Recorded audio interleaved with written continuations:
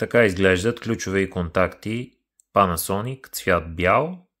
Изпълнението идва комплект с декоративна рамка и монтажна рамка.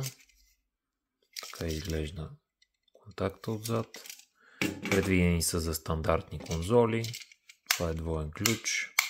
Имате опция да поставите два механизма в обща двойна рамка. Имате опция да поставите механизми в тройна, четворна, петорна рамка. Това е двоен контакт на серията за единична конзола. А ето така изглеждат ключи контакт, поставени в двойна обща рамка на серията Panasonic Care+. Изискват две отделни конзоли,